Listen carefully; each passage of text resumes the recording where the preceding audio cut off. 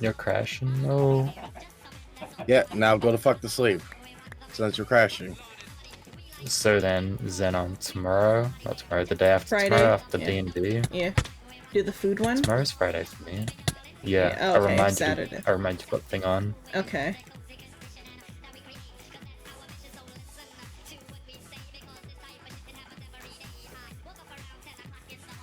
Fuck you.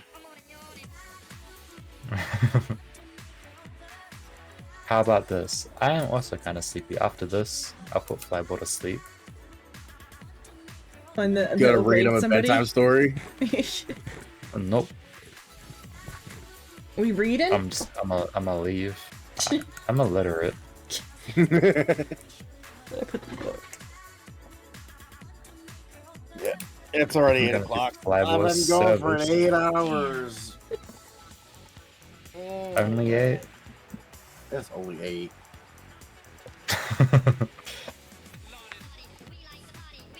If I reach 500 followers, I'll do 24 hours. Only 500?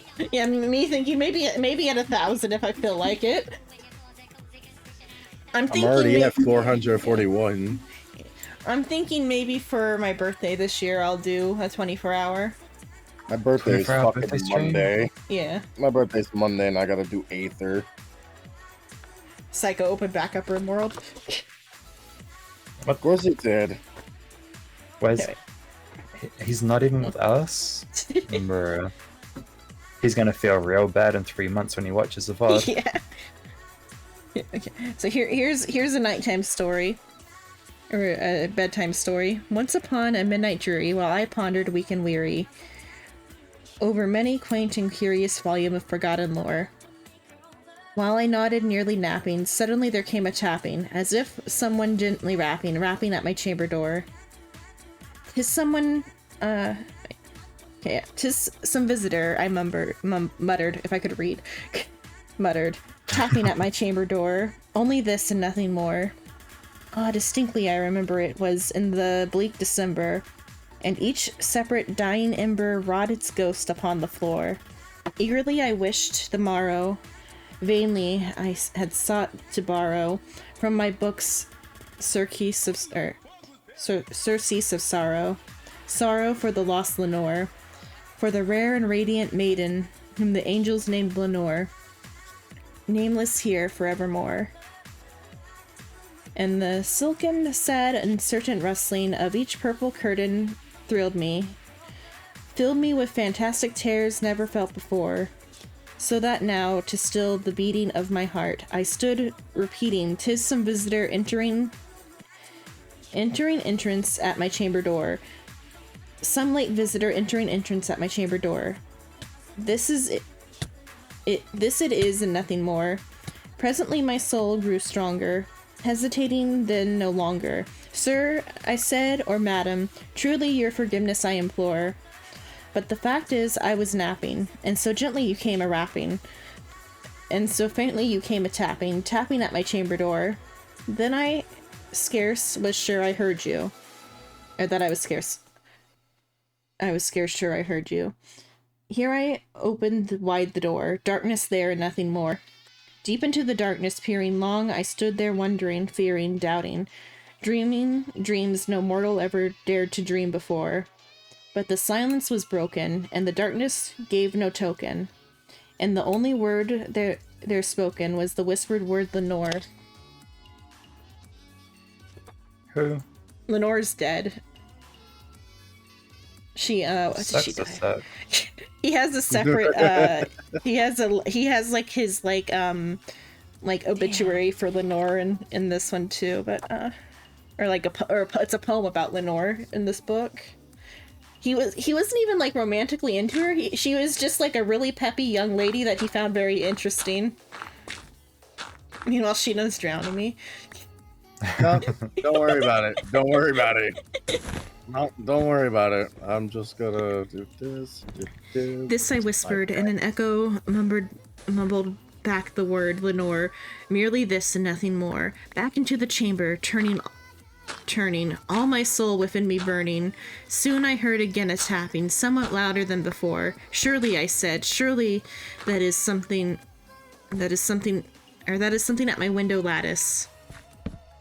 Let me see then. What thread is, and thin mysterious explore. Let my heart be still a moment, and this mystery explore. 'Tis the wind and nothing more. Open here I flung the shutter, when with many a flint and flutter, in stepped a stately raven of the saintly days of yore. Not the least absence made he, not an instant stopped or stayed he, but within main of lord or lady, perched above my chamber door, perched upon a bust of Pallas just above my chamber door, perched and set there nothing more. Then this ebony bird beliling my sad fancy into smiling, by the grave and stern decorum of the countenance it wore. Though thy crest be shorn and shaven though, I said, art sure no craven, ghastly, grim, and ancient raven wandering from the nightly shore. Tell me what thy lordly name is, the night Plutonian shore. Quaffed the raven, nevermore. You buried me in quicksand? Yep. That's not part of the thing. Yes, it is. It's my story now. Much I marveled this ungainly fowl to hear disclosure so plainly, though its answer little meaning, little reverency bore. For we cannot help agreeing that no living human being yet ever yet was blessed with seeing a bird above his chamber door. That was an awful sneeze. You good? Yeah. You know, the story is getting me allergic. I'm going to head to bed. Night. You allergic to ravens? I am allergic to this fucking story. This one's a good one though.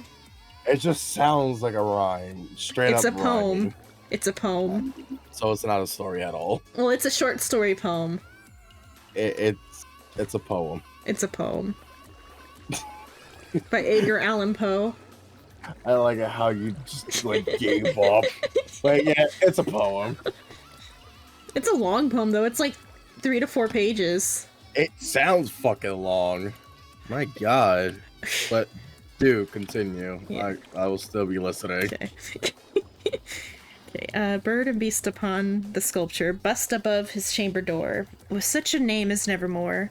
But the raven sitting lonely on the placid bust spoke only that one word, as if his soul in that one word he did outpour. Nothing farther than he uttered, nothing, not a feather than he fluttered, till I scarcely more than muttered, other friends have flown before. On the morrow he will leave me, as my hopes have flown before. Then the bird said nevermore. Think for the rage, you know. Startled at the stillness, broken by reply, so abruptly spoken, doubtless said I, what it others is only stock and store, caught from some unhappy master whom unmerciful disaster followed fast and followed faster, till his songs one burden bore, till the dregs of his hope that melancholy burden bore, of nevermore. But the raven still beguiling my sad soul into smiling, straight I wheeled a cushioned seat in front of the bird and bust and door. So he brought up a computer chair before there was a computer chair. Because the description of this chair is, I wheeled a cushioned seat. It's a computer chair. Bruh. Then upon the velvet sinking, I betook myself to linking, fancy on to fancy thinking, what this ominous bird of yore, what this grim, ungainly, ghastly, gaunt, and ominous bird of yore meant in croaking nevermore. This I said engaged in guessing, but no syllable expressing, to the fowl whose fiery eyes now burned into my bosom core. This and more I sat divining, with my head at ease reclining, on the cushioned velvet lining that the lamplight gloated over, but whose velvet violet lining with the lamplight floating over. She shall pass or pass, nevermore. I'm gonna leave the game because it's raining now. What's wrong with a little bit of rain? So, then methought the air grew denser, perfumed from an unseen censer, sung by angels whose faint footfalls twinkled on the tuft floor. Wretch, I cried, thy God hath lent thee by these angels he hath sent thee respite and Nephite from the memories of Lenore. Quaff, oh quaff this kind Nephite, and forget this lost Lenore. Quaff the raven nevermore. Prophet, said I, thing of evil, prophet still, if bird or devil, whether tempter sent, or whether tempest tossed thee here ashore, desolate yet all undaunted, on this desert land enchanted, on this home by whore haunted. Let me truly, I implore, is there balm and Gilead? Tell me, I implore, quoth the raven nevermore. Prophet, said I, thing of evil, prophet still, if bird or devil, by that heaven that bends above us, by the God we both adore, tell this soul, with sorrow laden, if within the distant Aden it shall clasp a sainted maiden whom the angels named Lenore, clasp a rare and radiant maiden whom the angels named Lenore, quoth the raven nevermore. Be that word or sign of parting, bird or friend, I shrieked upstarting, get thee back into Tempest and the night's Platonian shore. Leave no black plume as a token of that lie that thy soul hath spoken. Leave my loneliness unbroken. Quit the bust above my door. Take thy break from out my heart, and take thy form from off my door, quoth the raven nevermore. And the raven never flitting, still is sitting on the pallid bust of Pallas just above my chamber door. And his eyes have all. Flip a page? Yeah, yeah. This is the last page. This is the last stanza.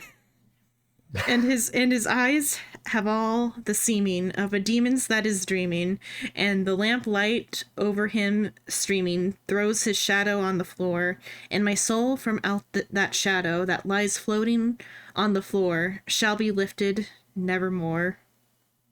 1947. What? That's from 1947. That was The Raven by Edgar Allan Poe.